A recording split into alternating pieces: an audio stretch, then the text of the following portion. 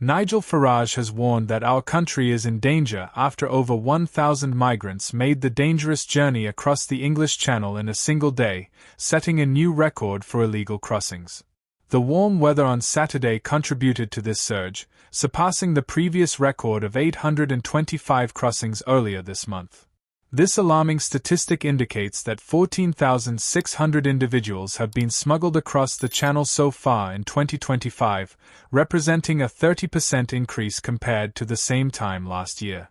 Home Secretary Yvette attributed the rise to favorable weather conditions, noting the increase in red days, calm weather periods that facilitate crossings. In response to the news on social media platform X, Farage, the leader of Reform UK, stated, "As I warned earlier, a large number of young males crossed the Channel today. Well over 1,000. Our country is in peril." Hello viewers, welcome to UK Pancakes. If you're new here, please don't forget to subscribe and click the notifications bell so you don't miss any insights about UK elites. Government officials are hopeful that the situation may improve in the coming months, as France is set to amend its laws to allow police to intercept small boats at sea using their own vessels. There has been significant anger directed at France for its handling of the crisis, with reports indicating that Paris has intercepted fewer than 40% of migrants attempting the crossing this year, despite a £480 million funding agreement with the UK aimed at curbing departures. Frustratingly, ineffective French police were seen on Saturday morning with their hands on their hips, filming young people being packed onto unsafe boats. Shadow Home Secretary Chris Philp described the record number of arrivals on Saturday as a day of shame for Labour, asserting that Sir Keir Starmer's party has completely lost control of our borders. He criticised Labour for abandoning the Rwanda deterrent before it even started, leading to an ongoing influx of boats. So far, this is already the worst year on record. Labour has failed on every front, and Britain is paying the price, he stated. Shadow Justice Secretary Robert Jenrick added, "Starmer promised to dismantle the gangs, but they are overpowering him." A Home Office spokesperson remarked, "We all want to end dangerous small boat crossings, which threaten lives and undermine our border security. The people smuggling gangs are indifferent to the lives of the vulnerable individuals they exploit, as long as they get paid. We are committed to dismantling their operations and bringing them to justice. That's why this government has developed a comprehensive plan to dismantle these networks at every level through intelligence sharing under our Border Security Command, enhanced operations in northern France, and tougher legislation in the Border Security, Asylum and Immigration Bill." The latest Home Office data reveals that 1,194 migrants arrived in 18 boats, bringing the provisional total for the year to 14,811. This figure is 42% higher than the 10,448 recorded at the same time last year and 95% more than the 7,610 reported at this point in 2023, according to an analysis by the PA News Agency. However, it remains below the highest daily total of 1,305 arrivals since records began in 2018, which was noted on September 3, 2022. The total number of arrivals this year, at 14,811, is the highest ever documented for the first 5 months of a year since records of Channel crossings started in 2018. It has also exceeded the previous highest total for the first 6 months of the year, which was 13,489 on June 30 last year. In 2024, the number of arrivals did not surpass 14,000 until July 9, reaching 14,058. In Gravelines, northern France, more than 6 French police officers simply observed yesterday morning as migrants entered the sea and boarded an inflatable boat. Mr. Healy commented on Sky News Sunday Morning with Trevor Phillips, stating, "Those scenes yesterday were quite shocking. The reality is that Britain has lost control of its borders over the past 5 years. The previous government left an asylum system in disarray and at record levels of immigration. Yesterday's events highlight a significant issue. French police are unable to intervene and stop the boats in shallow waters. We witness smugglers launching from other locations and coming around like taxis to pick them up. Mr. Healy emphasized that there is new cooperation with the French, indicating that their officials would intervene in the water. When asked if he was frustrated with France for not acting now, Mr. Healy replied, "They are not doing it, but we have an agreement that they will change their approach." British and French rescue services were compelled to deploy 11 vessels and 2 aircraft yesterday.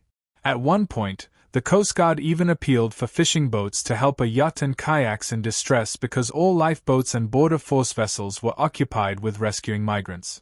Yesterday's arrivals were the highest since September 29, 2022, when 1,131 migrants came in on 23 boats, according to Home Office statistics.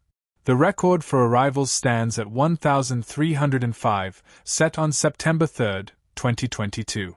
2 patrol aircraft, 4 out of 5 border force vessels, and 7 French vessels, including a warship and 2 lifeboats, were deployed yesterday morning as numerous inflatable dinghies carrying hundreds of migrants launched from various beaches. The captain of a fishing vessel that spent 10 hours in the channel yesterday told the Mail on Sunday, "The border force was completely overwhelmed, and they had been relying on RNLI lifeboats from Dungeness and Dover all day." An English pleasure boat reported taking on water and needing assistance, but by the time the Coast Guard finally had a lifeboat available, the boat had managed to fix the leak and was heading back to the harbor. He stated that French authorities have been using their boats to guide inflatable vessels filled with migrants into British waters. One source even reported that a ferry crossing the channel had to change its course to avoid 2 different migrant boats, commenting, "There really seems to be absolutely no deterrent." Since the Labour Party came to power in July of last year, 36,859 individuals have been recorded crossing the channel in 667 small boats. If the 2024 election serves as a criticism of the Conservative Party's complete inability to manage migration, the 2029 election is likely to be an even more challenging experience for Labour. Sir Keir Starmer may have hoped that his immigration white paper, along with the decrease in net migration resulting from the previous Conservative government's policies, would provide him with some breathing room until the issue of migration became less prominent, allowing him to focus on other matters. The current situation is a disgrace, as migrants are encouraged to put themselves in danger to create a scenario for rescue on British shores, while the French government, which has no more desire to host and assist these individuals than Britain does little to prevent this. As a career human rights lawyer and leftist activist, the Prime Minister is particularly ill-equipped to develop an alternative solution. He has surrounded himself with like-minded individuals, including Attorney General Richard Hermer, and has committed to strictly adhering to outdated international regulations that enable the abhorrent human trafficking trade. The existing illegal migration system benefits no one. It enriches dangerous criminals, favors those who can afford the journey to Britain over those who are truly at risk, undermines public safety and support for legal migration, and, if left unchecked, will erode any remaining sympathy for the Refugee Convention. This would be a tragedy. Britain is a nation that welcomes those who are genuinely in need. It is the government's responsibility to ensure that this hospitality and taxpayer resources are not exploited. However, even in terms of legal migration, which is supposed to be regulated and controlled, evidence suggests that it is clearly failing to do so. Despite the beliefs of many in Westminster, Britain is not the world's welfare state. Furthermore, the justification for migration is not that it benefits the migrant, but that it benefits Britain. The people of this country are open to new members who contribute, pay their way, and work to integrate into our society. The authority of the British government relies on the approval of its citizens for the leadership of their chosen representatives. After 15 years of voting for reduced immigration and 15 years of unfulfilled commitments, public patience is running out, as evidenced by the rising support for Reform UK, which reflects a growing discontent with the existing political system. If Sir Keir does not muster the determination to address both legal and illegal immigration, he is unlikely to secure a second term in Downing Street. Thanks for watching till the end. Drop your thoughts in the comments section. We hope to see you in our next UK Pancakes.